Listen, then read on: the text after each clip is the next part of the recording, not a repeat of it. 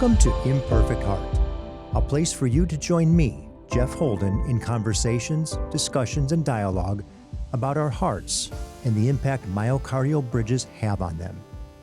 We'll talk with healthcare professionals, those in related fields that support our condition, and others just like us with stories of their myocardial bridge experiences. It's my intention for this content to inform, educate, entertain, and even motivate or inspire you in your personal journey on dealing with a myocardial bridge. Most importantly is to have you leave each episode with hope, knowing you're not alone and that what you're experiencing is real. Born and raised in the San Francisco Bay Area, today's guest made her way to the Pacific Northwest where her sister and brother-in-law resided in a small town in the foothills of the Southern Olympic mountain range. This is where she met and married her husband, Ryan, had a son, then eventually a daughter-in-law, and now a grand dog. She went from childcare and preschool teacher to caretaker for aging parents. An active volunteer in her community, active in her church and participant in choir and local theatrical events, she also has a passion for the outdoors as evidenced by hiking, kayaking, even backpacking. She is also the first person I have spoken with on the program that is this close to surgery, only 5 days out. This episode will release on the day of her surgery. Now that takes courage. Liane Aigner is my guest, and she's a great example of confidence in her decision. Liane, welcome to the program. Liane, welcome to Imperfect Heart. Thank you. I'm so honored to be here. Oh, I think the honor and the pleasure is mine, because what's so unique about this conversation is you actually have your surgery scheduled for the 23rd, which is just a few days away. And we've not spoken to somebody who's this close to their surgery to get, the emotion and the feeling and the vibe and the energy and just what it is that's going through your mind. So I think it's going to be a wonderful conversation that's going to benefit a lot of people as they hear the progression. We've had people 3, 6, 9 months out, but not days. So before we get into that, which I really can't, I want to just skip to some of that right now, but for the benefit of everybody listening, could you tell us a little bit of your story? What got you to this point? Back in the summer of 2020, I was isolating at our cabin at Lake Quinault. It's in the foothills of the Olympics. And I was not going to my gym anymore. I'd previously been going to my gym 5 days a week, doing boot camps and spin classes and all kinds of things. And I was just hiking and walking and kayaking. And so I was one day walking, and I was just walking the road up the valley, and it's a pretty flat road. And about 2.5 miles in, at a pretty quick clip, I started feeling shortness of breath, and I got really lightheaded where I wanted to reach out and grab something. And I started feeling a tightness in my chest, what I called squeezing. And I thought, well, this is very strange, but I just kept going. I had my dog, and we were just walking like we did every single day. And the next day it happened again. And the next day it happened again. And if I was doing the trails and going up the hills on the trails, it would happen much worse. And so I started panicking, thinking I had COVID, because, at the time, everybody was, every sniffle, somebody thought that they had COVID. Sure. And that was a time when we were concerned about what COVID could do to us. We weren't not a solution. Absolutely. And we also didn't have our home tests that we all have now. So I made an appointment with my GP, and she gave me an antibody test to see if I had some COVID, and it came back negative. But what she said was that you couldn't say whether you had COVID or not from the antibody if showed up as a negative, only if it showed up as a positive. It could be a false negative. So she felt pretty sure that we should probably be checking some other things, which I appreciated. And so she did an EKG and, just checked me out in the office. And she seemed to think that I had maybe some a heart rate that was irregular. So she went ahead and sent me to this is where I have this is where I have a brain fart. Oh, the heart doctor. Cardiologist. Thank you. Welcome to 60 years of age. She sent me to the cardiologist, and I went, that was in October of 2020. I saw the cardiologist, and he checked me out. He believed everything that I said. He didn't say, well, you're probably just having anxiety, or it's nothing. You're perfectly healthy. You're in great health. You don't, there's no reason for it. He went ahead and started a series of tests. And through that series of tests, he discovered that I had a myocardial bridge, and I had no idea what that was. I was actually hoping that that it was something like a little blockage and I was going to get a stent. So when I woke up from my calf, I said, okay, what happened? Did you put a stent in? And he said, no, you don't want that. You have a myocardial bridge. Trust me, you don't want to have a stent in your heart. And so I was a little disappointed because I was just hoping for a quick solution. Well, and that's amazing that you had first of all, you had a GP who sent you to a proper cardiologist who diagnosed properly that you don't want a stent, that it is a myocardial bridge. I mean, that's just amazing because so many people get the opposite. So your progression is moving along nicely, even though it's not what you want to hear. And it's the right way to go. It's amazing. Yes, Dr. Dunn in Olympia, Washington was amazing. He was so supportive and listened to everything I said. So when I got home and I Googled myocardial bridge, and of course, at that time in 2020, not much came up through Google. And so I thought, well, maybe there's a support group. And so I got onto Facebook and I just Googled, or I just searched myocardial bridge. And sure enough, there was a Facebook group for myocardial bridge. And through that group and the documents that had been uploaded onto the page, I got so much information and support, and I had got my questions answered. And I learned about Stanford and the research that they had done, and Dr. English Schnitger. Mm-hmm. And so I went back. It was probably, it was in 2022.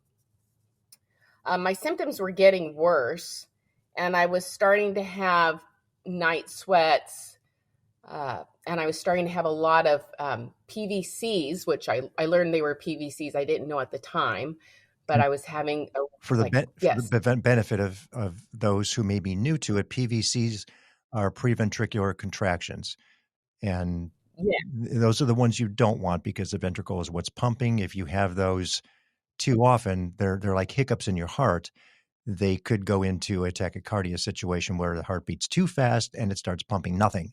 And PVCs in sequences are not good. So they look for doubles and triplets, and then anything beyond is a red flag. Yes, and I did not know that. All I knew was that I was trying to sleep at night and I'm having this crazy feeling that was making me feel panicky and giving me anxiety at night. I didn't notice it during the day. It was just at night. So I went back to my cardiologist in November of 2022. So it's a year since I had my original diagnosis, and he put me on a heart monitor for 30 days. Mm-hmm. And through that heart monitor, I learned that I was having these PVCs 19% of the time, which Mm-hmm. he felt was too much. And so he sent me up to Seattle to Virginia Mason Hospital. And there I had a CT angiogram. And there it was discovered that my myocardial bridge was about 2 centimeters long. They an approximate. They didn't give me a depth or anything like that. It was Mm-hmm. just that. And so from there, I went back to Dr. Dunn. And at this point, as things are getting worse, I I said, Dr. Dunn, I bought a brand new backpack and I haven't been able to use it yet. I'd planned to do this solo backpacking trip, but I have my new water filter and I have my little stove and I'm ready to go, but I don't dare go. And of course, I welled up with tears, very pitiful. But I was just feeling so frustrated that things were getting away from me. And he said, I will send you anywhere you want to go. And I said, I want to go to Stanford. And he said, okay, we'll do it. That was amazing. That was absolutely amazing. I'm going to take just a little step back for a couple of points that you made. First of all, on the monitor, there's a couple of devices. Did you have a Holter monitor, or do you know if it was the Zio patch, the one that you stick on and stays for 30 days? The one I stick on. Okay, so Zio patch, for the benefit of those who, again, aren't quite there or will be getting there. These are great devices to monitor the heart and what's happening, and it gives your care team the ability to see what's happening over a period of time, sleeping, working, exercising, whatever it is you're doing. So they're a great device. And obviously that's what helped identify your situation to get you to what Dr. Schnitger will say is the gold standard, the CT angiogram with contrast, where they can actually see the heart and the compression of the heart on the artery. So you have a remarkable situation that so far everything is just going as it should, with the exception of your body isn't right, but the process is right to diagnose what's happening. And what a wonderful situation with Dr. Dunn, where he takes you and says, do what you need to do where you want to go. So Yes. you end up at Stanford, and I would assume you then are going to meet with Dr. Schnitger. Yes. So that took a bit of it took a while. In May, they received my referral, let me know that they received the referral. And then in December, July, they approved me to be seen. They have to look at your records and then say, okay, we are willing to see you. And then in December of 2023, which was just last month, I went down and I had my full range of tests. And when I spoke to Dr. Schnitger, she told me that I had a significant bridge and that I was a clear-cut yes for surgery. And that was amazing to hear. I felt pretty sure that it was going to happen, but until she says yes, you never know. And I just kept warning everybody around me that this might not happen. Don't get your heart set on it. Everybody, my husband, when you have your surgery. And I said, we don't know. Let's just hold off. Let's just wait until we hear what she says, because I know that other people have been turned away.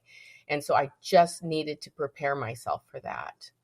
But I don't have any other issues.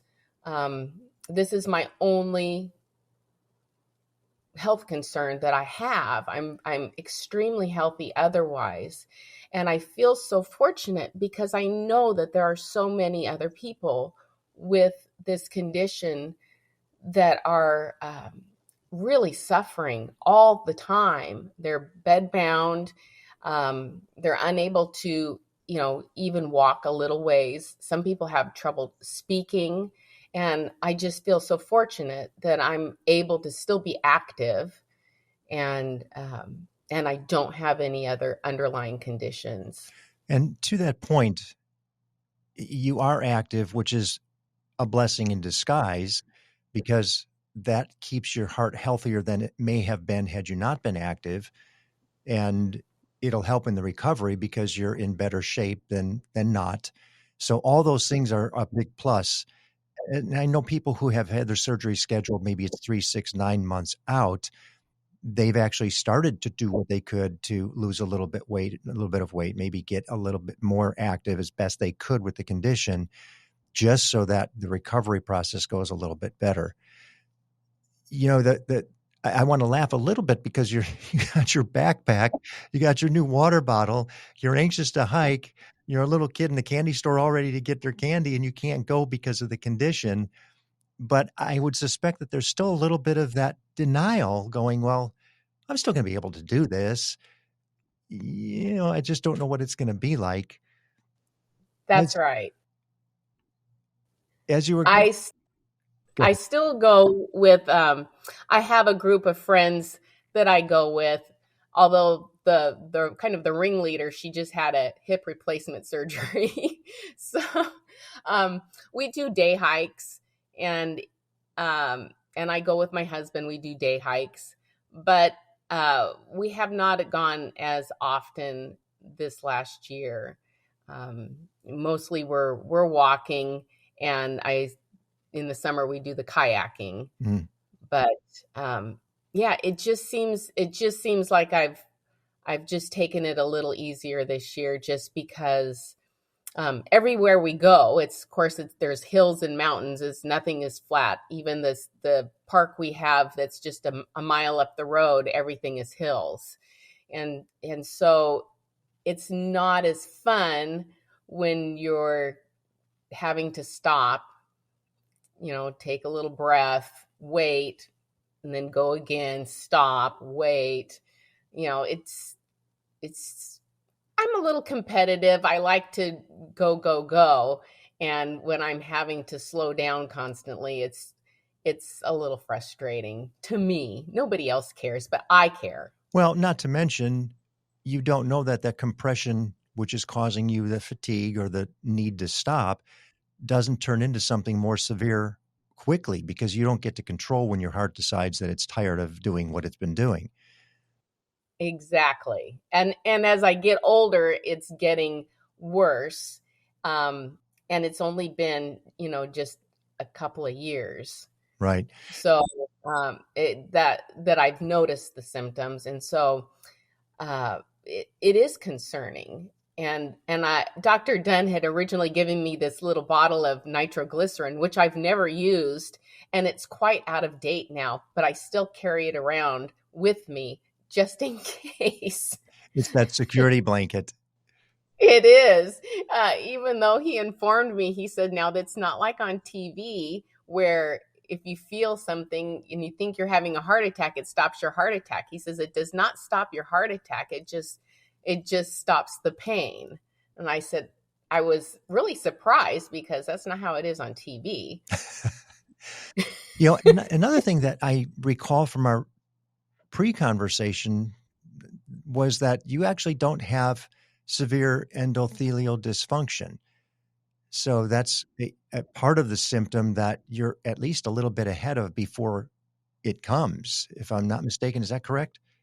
That is correct. Dr. Schnitker said I just had mild to moderate endothelial dysfunction. Is that what she said? Yes. Mild? Yes. Mm-hmm. You'll edit that part, right? Yes. Yes, it was mild to moderate blockage or plaque. Mm-hmm. So those are all pluses in the grand scheme of things too, because those are compounding elements that then need to be taken care of. So that's Yeah. another blessing. You know, as we're faced with this, when we start to realize that, oh my gosh, this is going to happen, and now I'm going to do something that's going to rectify it, somewhere in that processing time, I remember I stopped everything. Is it the supplements that I'm taking that are causing it? Is it coffee, sweeteners, vitamins? I stopped chewing gum because there's sorbitol. And I thought maybe I used to chew a lot of gum, and I literally stopped everything. And I think you did something similar too. You got rid of the supplements. I think we talked about coffee. Yes, I did. I used to have a glass of wine after dinner with my husband in the evenings, several nights a week, and I realized that that was leading to the experience with the PVCs. So I backed way off on that. I only have a glass of wine maybe at a special occasion if we have a group of family or friends at dinner time. And so that doesn't seem to cause an issue. It was having a glass of wine maybe 3 or 4 nights a week. So that's made a huge difference. I've cut back on the coffee. Uh, Probably just a cup of coffee every few, maybe 4 days. A special treat.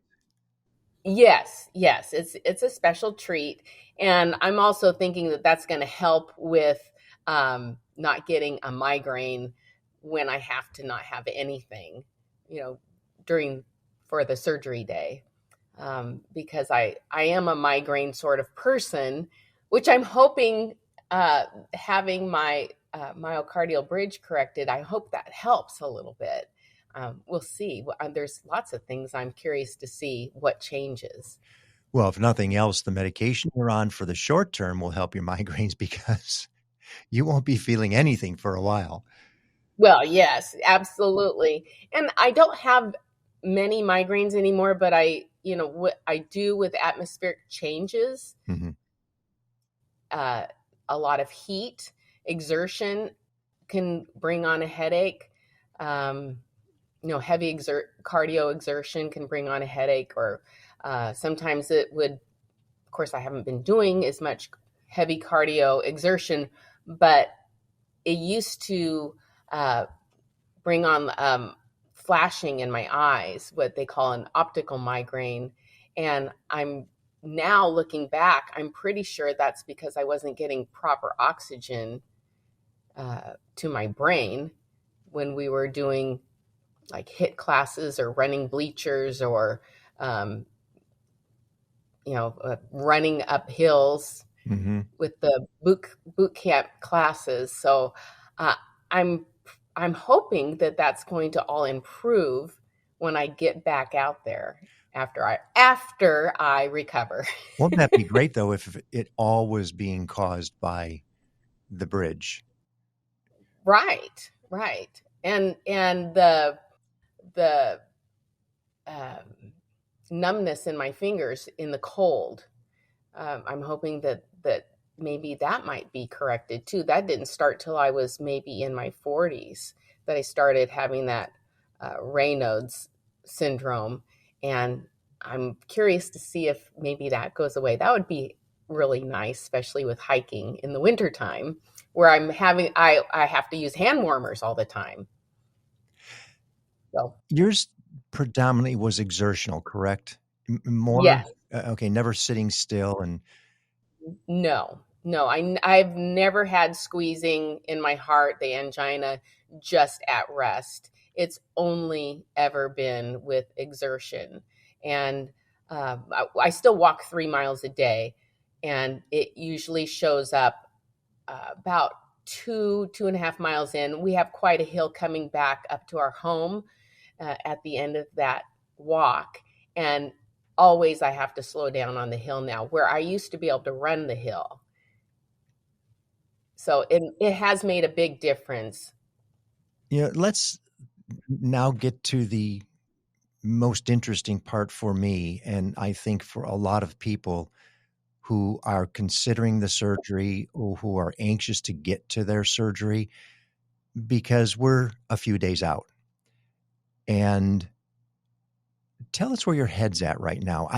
Clearly from this conversation, you look calm, you look collected, you look comfortable, and you're approaching it with a great attitude.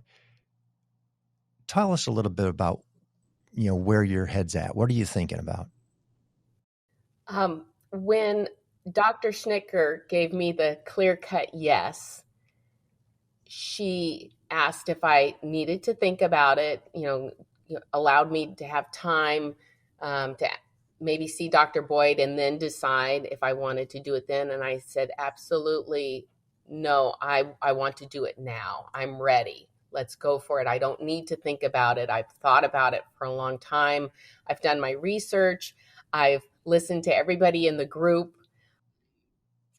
I feel ready. I'm ready to get back to what the things I used to do, the things I love, like singing in the choir, hiking, running. I don't love running, but I like to be a runner.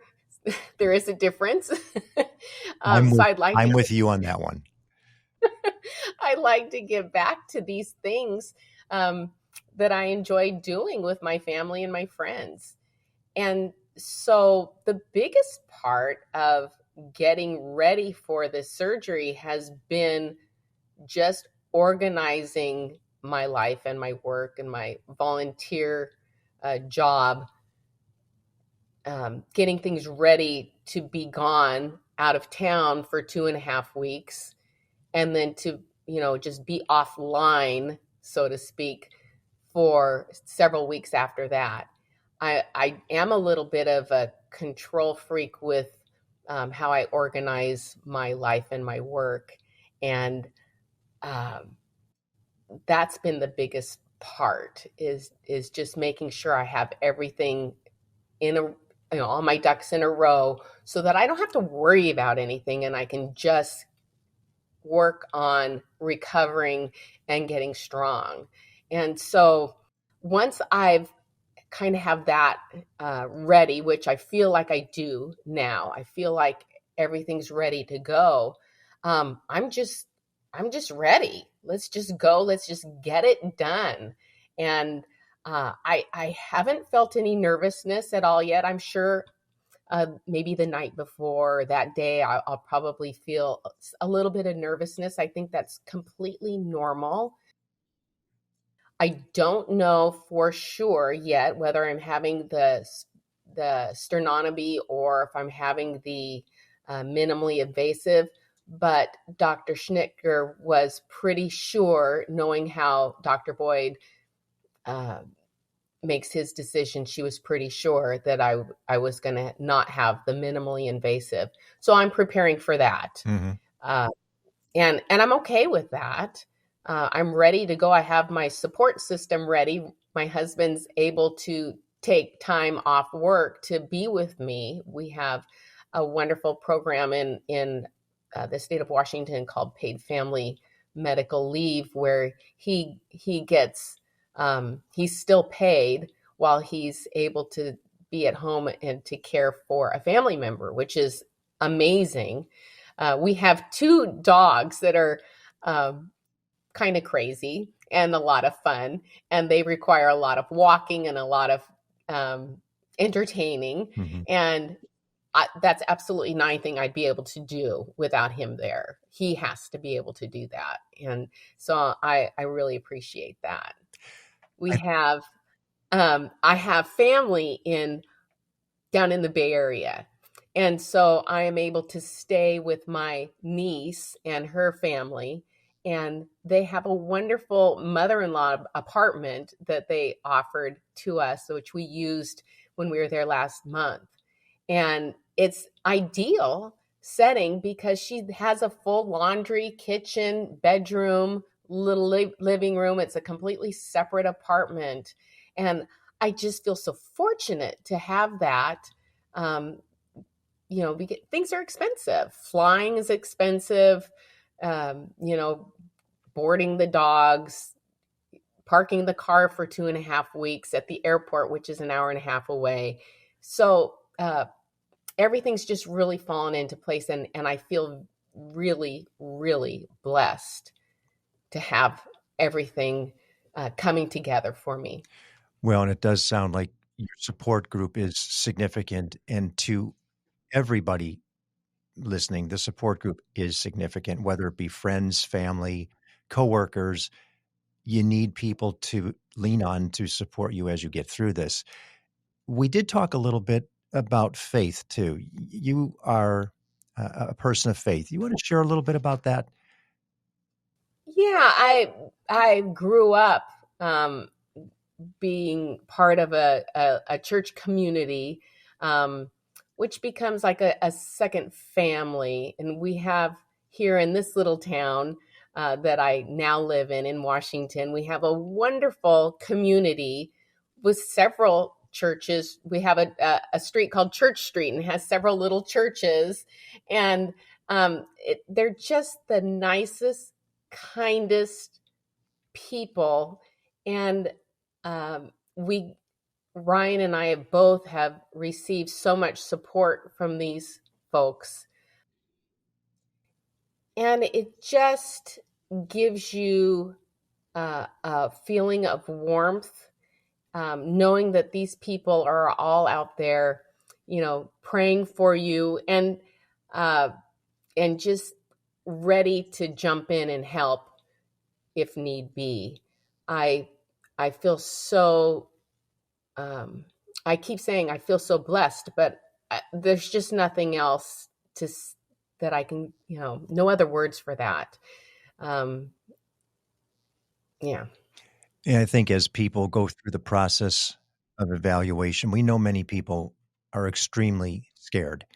They get very anxious about it. And I think you just shared a variety of things that people can do is really prepare in advance, get those things that you would worry about that control freak or not, that need to be taken care of, and get that off your mind so that you can really focus on healing post-surgery. Be sure that the people around you are aware of the situation and you have a good sense of humor. And I've noticed that with many of our guests, that sense of humor is important. We have to be able to laugh about things in the face of some adversity, but the challenges will pass. And if we can approach them with the right attitude, it makes them that much easier to accept. And you have a wonderful attitude going in. I'm so excited for you, as opposed to, oh my gosh, she's got to go to surgery. No, it's great. She's going to get to go to surgery to get this fixed. Yes. And another thing, my husband and we have so much gratitude. I don't remember if I told you, but my husband also has an imperfect heart. He had a stroke several years ago, and he had a hole in his heart, which caused the stroke. He's like me. He had no other health issues, and so it was a matter of trying to figure out what caused the stroke. Why would you have a stroke? You're completely healthy. You don't have arteries that are full of plaque or anything like that. So when they discovered that he had a hole in his heart and he had this stroke, he was able to get a PFO closure. And so now we joke that that we were sort of made for each other because we both have these heart defects. And but I've heard of that. Who knows? That hole in the heart. I have heard of that, and it's they can fix it. It's a fairly easy process to fix it. But if you don't know, you don't know. That's right. That's right. And boy, until he got that fixed, it was a little scary, but it was he just was there overnight. They did a catheterization through the groin, and they put this little folded umbrella up through there. And then when they got it up there, they opened it up and it just sits there like this and covers a hole in the heart, and then the tissue grows over it, and it's fixed.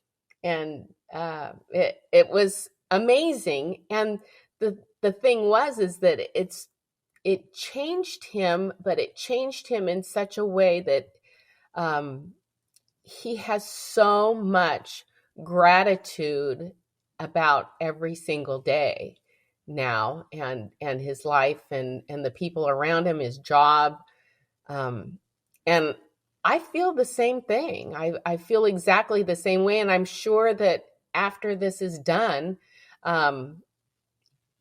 it I I'll probably be like the Grinch when his heart grew 10 sizes.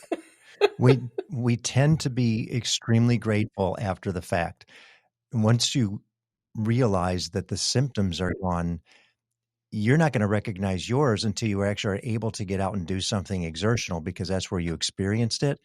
But for many of us who had severe endothelial dysfunction, which was random, you never knew when it was going to happen, the pain would just show up.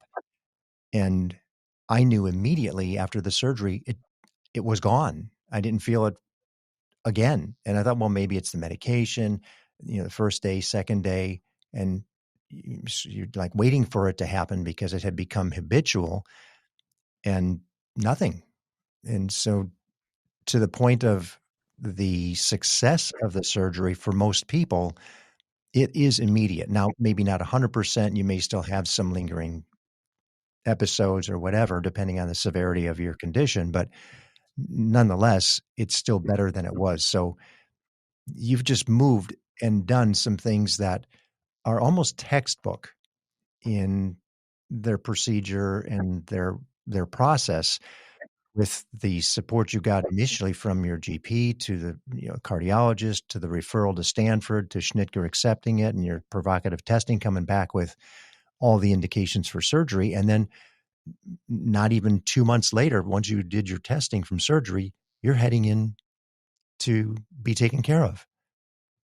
Right. Yes. And I I will say that with coming down to these last few days, um, I have a couple of questions for Dr. Boyd, who I've not met yet, um, other than through your podcast, and listening to him.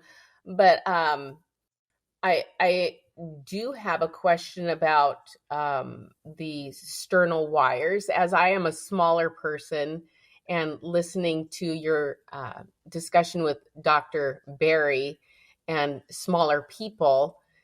I'm going to ask him about the sternal wires and the, I guess they call them sternal plates. Is that correct? Yes, at the excuse me, at the top of the sternum. For smaller people, they're experimenting with plates initially without even doing the wires, or if need be, they can replace the wires with the plates. Yeah, so that's a question I have for Dr. Boyd, is about the sternal wires, and I have to thank you for your uh, information about the prep for the chest block, because I was under the impression that um, when I go for the chest block, it was just I show up and there I am, and that all of the information they were giving me was for the actual surgery the next day. And you told me that when you had gone for your chest block, you had eaten a breakfast, and that was an issue. I was actually eating lunch before we went Oh, in. I was in the waiting room. I got yelled at for eating lunch in the waiting room because you're not supposed to, but I was the only one in there. So I said, what's the big deal? You can't eat.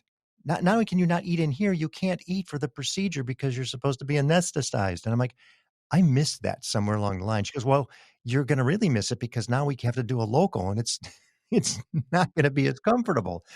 So I was a little bit disappointed, to say the least. well, thank you for that, because I was under the same impression. And I found out this week after I called that you were correct, and I was not supposed to eat. And the sponge and the cleansing lotion for the shower the night before, and the next morning was for the chest block, whereas I assumed it was for the surgery. Now, to be fair to them, that information, more specific information, was coming this week. It just hadn't shown up yet, and I would have probably gotten it straightened out, but thank you for that. Or maybe not. I'm gonna default to an error someplace in communication on that one because I'm pretty good, and I think you are too. I paid attention to everything they said to do to a fault. I mean, my wife was like, "You don't have to do it that good." I said, "Yes, I do. I don't want anything to go wrong." And Right. I think I would have caught the eating thing, but beside the point, it could have been embedded or whatever. But I'm glad that helped. Thank you. Yes, yes. The other concern I have, all these things are external concerns. I don't have an internal concern, but all of my external concerns have been showing up a little bit this week. Um, right now, we're kind of in the season of everybody getting sick. And so my niece's husband, where we're staying, just came down with COVID last week. He should be fine by the time we get there.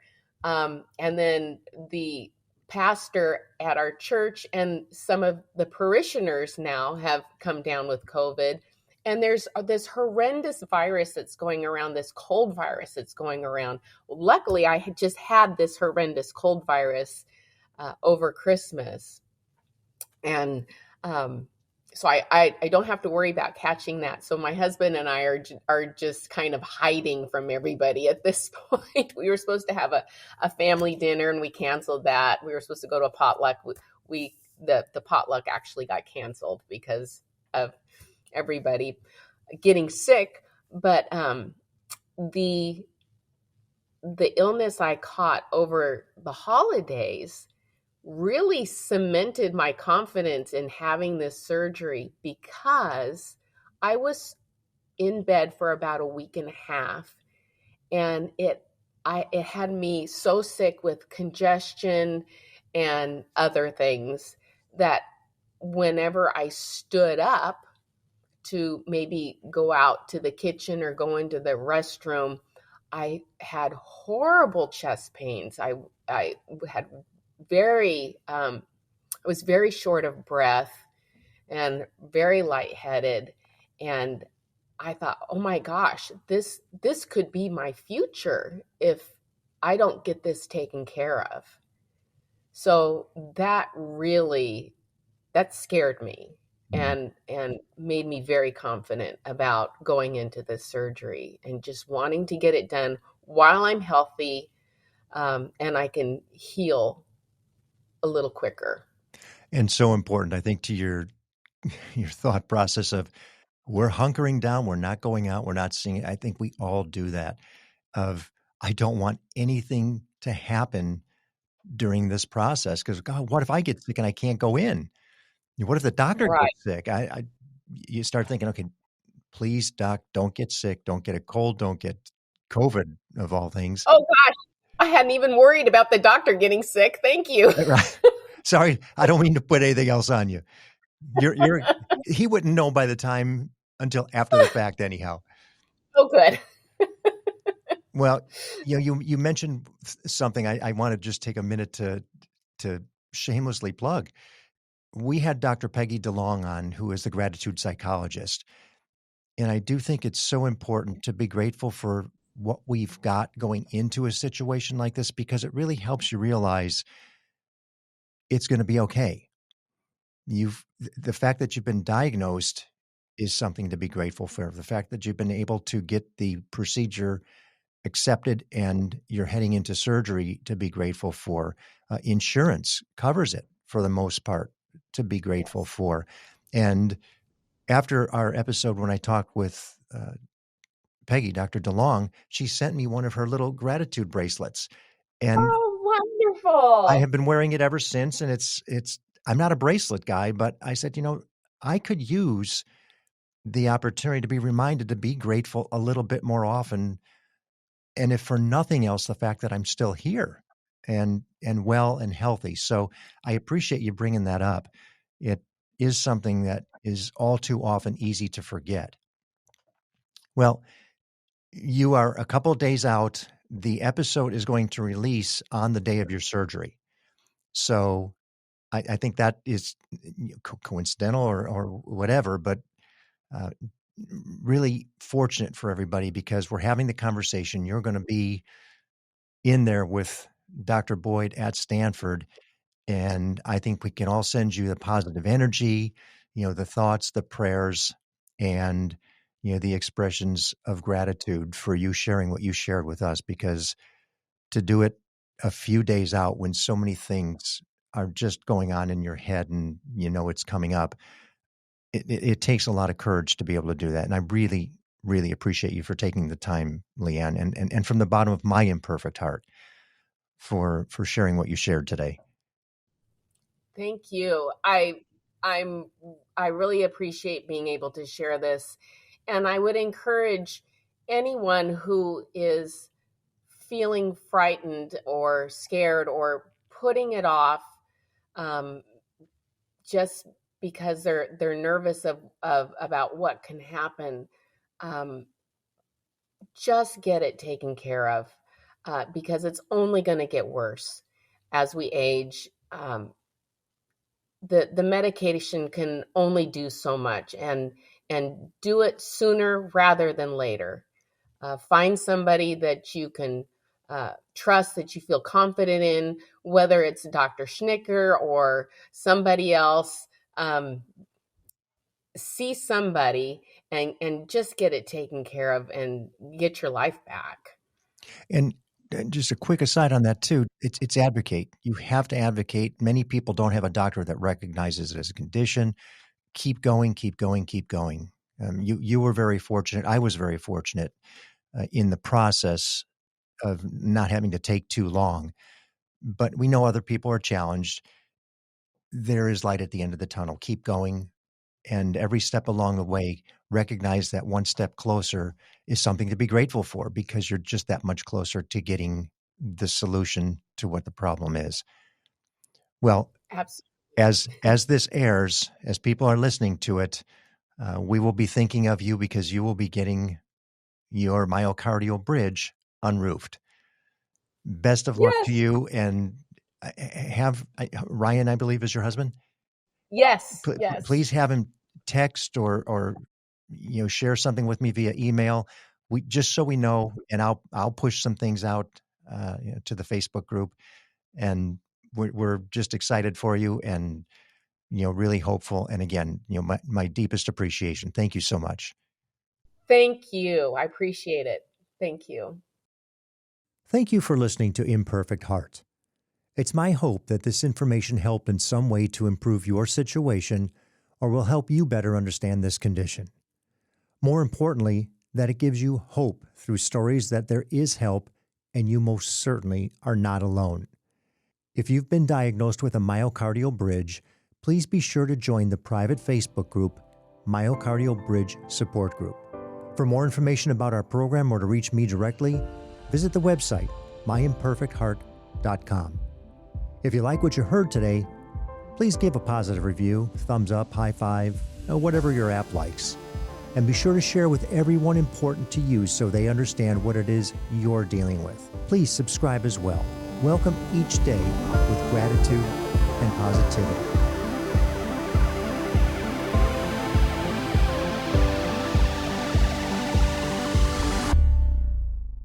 The views and opinions expressed in this program are solely those of the host and the guest and are not intended to provide, nor are they a suitable substitute for, professional care by a doctor, therapist, mental health professional, or other qualified medical professional. Imperfect Heart is a production of Hear Me Now Studio.